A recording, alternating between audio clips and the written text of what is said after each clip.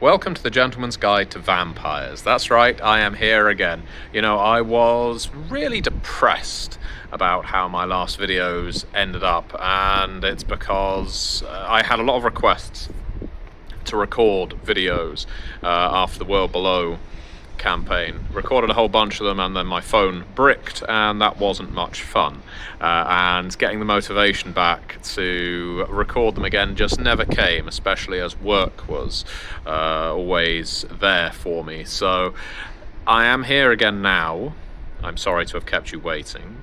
And while my attentions have not been strictly on the World of Darkness recently, you know, I've been working a great deal more on Curseborn, which is Onyx Path's big return to horror, especially urban horror. That doesn't mean I have lost my lore knowledge of the World of Darkness. And so one of the questions I was asked, and that I've already recorded a video on, but that video has subsequently been lost to the ether, is how would I run an Anarch state? Now, I'm assuming that question isn't asked of me as a vampire, because I'm Camarella all the way.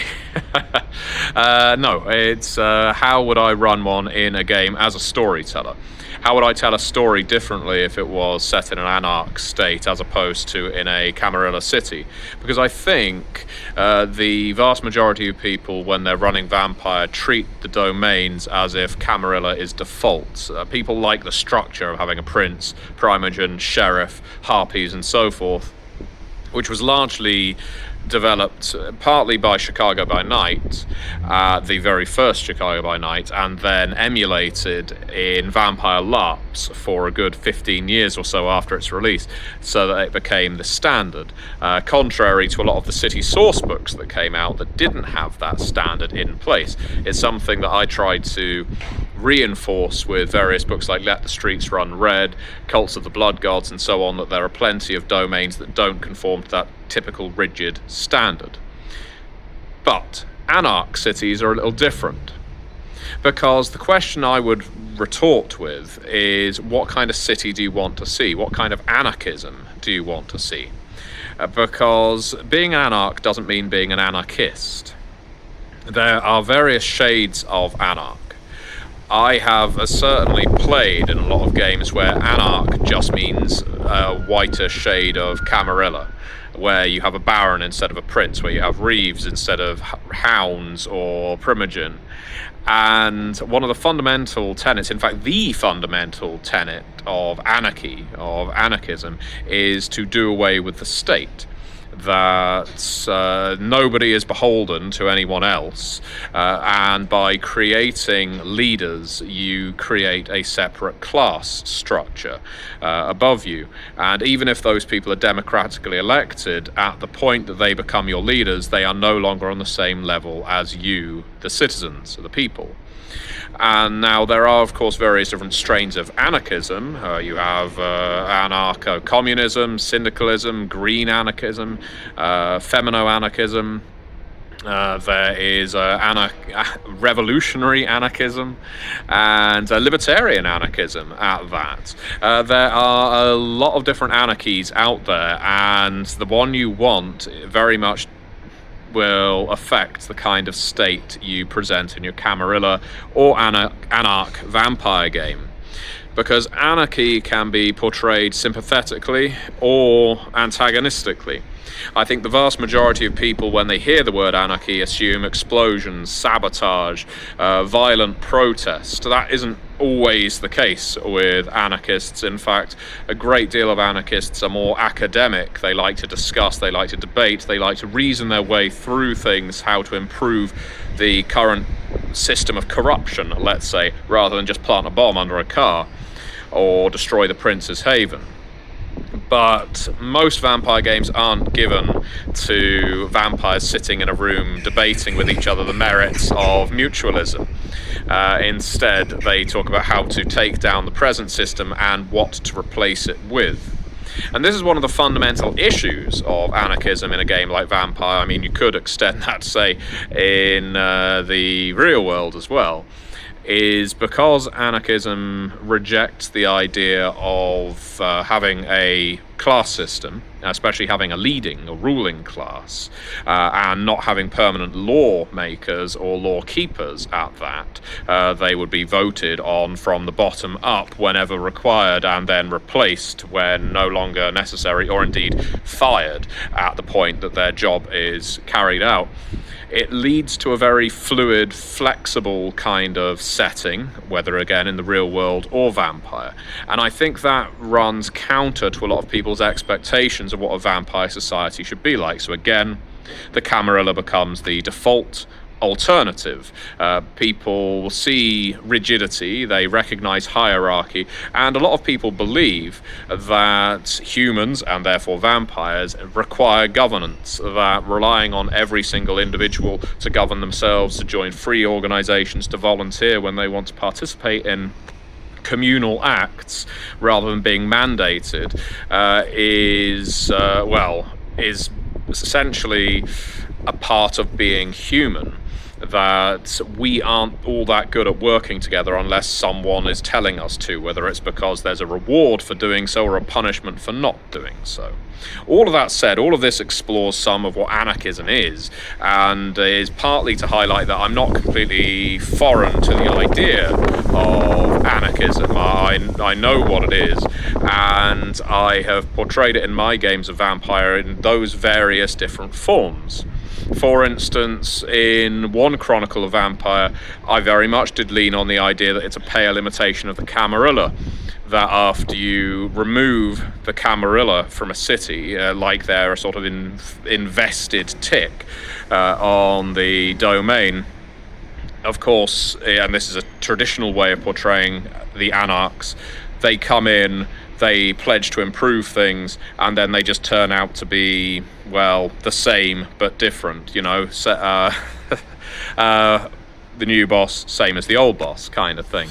And that's a very cynical way of approaching it. I would say it's overdone at this point. You can, of course, do it if you're brand new to Vampire. The idea of you bring in the Baron is going to bring freedom and liberty to every individual vampire in the domain, but then, of course, once the Baron gets his hooks in, he's not going to let go of power, and hell, you've just appointed him Baron, so he is now technically your governor, whether you consider that sort of federal governance or not. So I wouldn't go with that. If I was to recommend a way of running an Anarch domain, I would instead be looking at something a little more interesting, a little more, I mentioned the word fluid earlier, and I think that is more interesting. And one of the ways you can do that is to look at the clans instead of the Camarilla structure. So what do I mean by that? Well, you would be looking at a domain that is built up around some acknowledged rules, most unwritten, based around tradition, clan traditions, because traditions are often needs, or at least that's how they are, I guess, rationalized. So in other words, if you have a domain that is predominantly Ventru, even if it's by a slim margin, it means that when you come to popular decisions, because they do still exist in anarchist circles, the Ventru are likely to hold sway, because the Ventru have the greatest sense of tradition and they want things to benefit themselves. Remember, there is a certain amount of selfishness to some strains of anarchism, like libertarianism, and obviously some individuals consider that self-enlightened selfishness.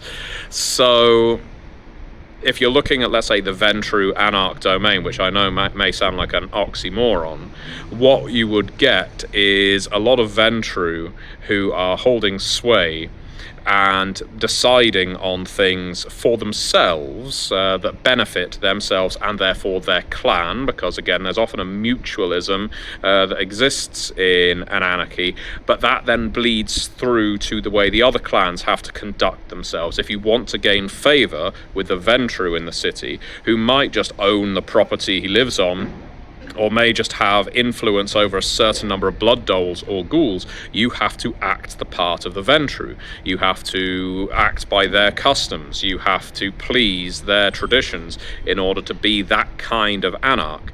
Likewise, if you went for a ministry, a follower of set dominant domain, you're likely to have a lot more circles, coteries based around faith, belief, spiritual practices, the idea of carrying out your undeath in some way that is spiritually enlightening, philosophical research, and so forth. Now, again, to look at an anarchy in an example, you wouldn't be having spiritual leaders in a strict sense. You wouldn't have one minister stood on the pulpit declaring these are the rules of the domain to the others, but they may well set what the traditions of the belief system are, and therefore expect everyone to follow it without preaching it in order to live in the best possible harmony. Now, the interesting thing about running a game where all of the vampires are effectively individualistic in a domain, which will happen in a lot of anarch domains, is, of course, you don't know who is in place to impose law, and you don't necessarily have control over which way the law swings when it is required.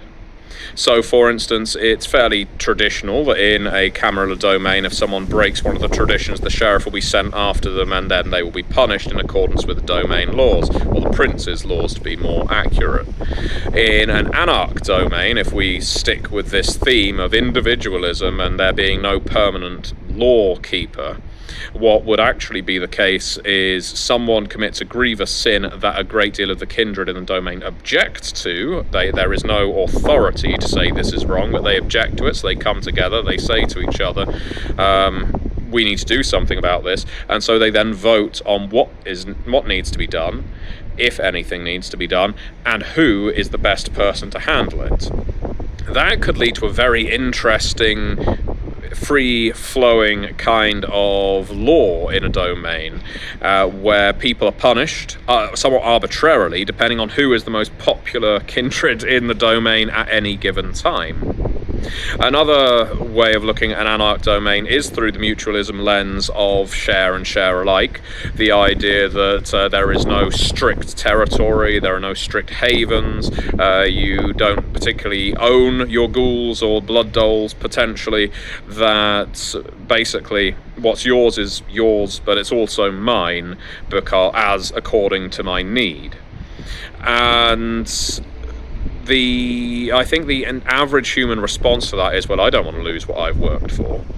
And of course, not every single anarchist in the world is going to say, well, you're entitled to what I have. In fact, quite a few of them will say, depending on their strain of anarchism, I either own the tools of my labour or I earn the outcome of my labour.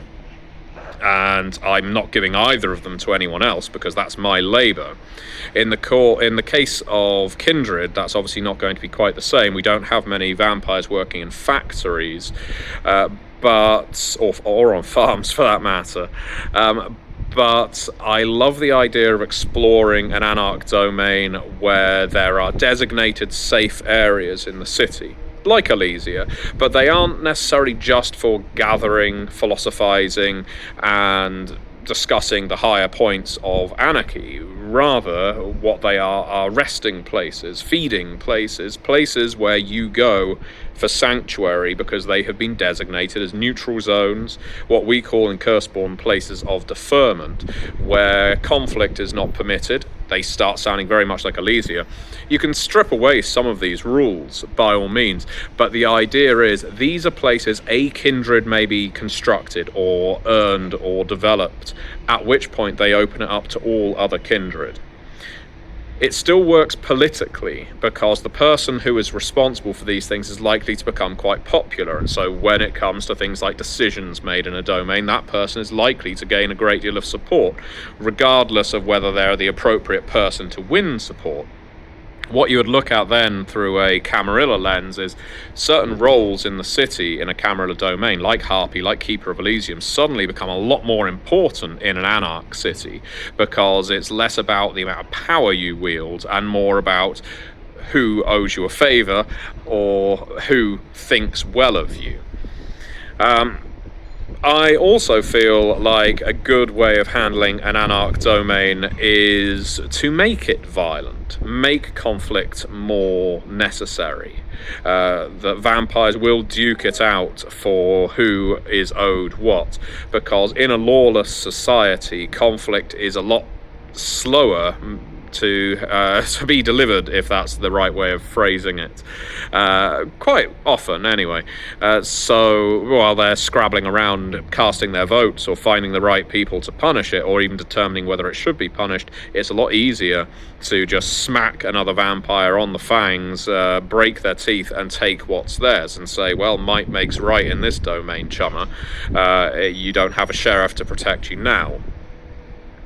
And I think, again, there is always a tendency to present the anarchs like that, as they are most comfortable being on the outside looking in.